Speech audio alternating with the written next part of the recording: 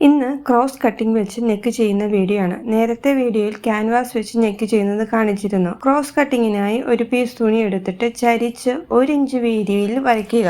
1 inch തന്നെ വേണമെന്നില്ല, എന്നാലും 2 ഇഞ്ചിൽ കൂടുതൽ ആവശ്യം ഉണ്ടാവില്ല. അത് മുറിച്ച് മാറ്റിയതിന് ശേഷം ഓരോ പീസിന്റെയും എഡ്ജ് വീഡിയോയിൽ കാണുന്നത് പോലെ ചരിച്ച് കട്ട് ചെയ്യണം. ചേർത്ത് വെക്കാനുള്ള 2 പീസിന്റെയും എൻഡ് ഓപ്പോസിറ്റ് ഡയറക്ഷനിൽ വേണം ചരിച്ച് കട്ട് ചെയ്യേണ്ടത്.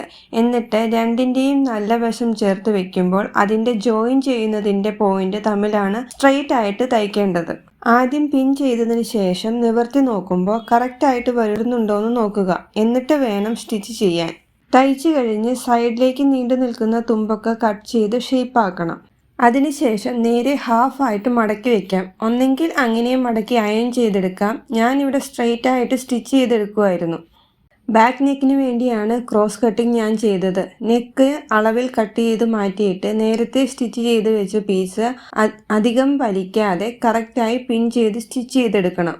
ഇതിൽ മെയിനായി ശ്രദ്ധിക്കേണ്ടത് ക്രോസ് പീസ് വലിച്ചടിക്കരുത്. അപ്പോൾ നെക്കിന്റെ ഷേപ്പ് ഒക്കെ മാറിപ്പോകും. ഫുൾ തയ്ച്ചതിന് ശേഷം സ്റ്റിച്ചിൽ കൊള്ളാതെ 2-3 കട്ട് കൊടുക്കണം. എന്നിട്ട് ക്യാൻവാസ് വെച്ചുള്ള നെക്ക് ചെയ്തതുപോലെ തന്നെ ക്രോസ് പീസും തയ്യൽ തുമ്പും ചേർത്ത് പതിപ്പിച്ചടിക്കണം. അവസാനം ക്രോസ് പീസ് തിരിച്ചിട്ട് എൻഡിലൂടെ സ്റ്റിച്ച് ചെയ്ത് കൊടുത്താൽ നെക്ക് റെഡിയായി. ഒന്ന് അയൺ ചെയ്ത് കൂടി കൊടുത്താൽ കുറച്ചുകൂടെ വൃത്തിയായിരിക്കും.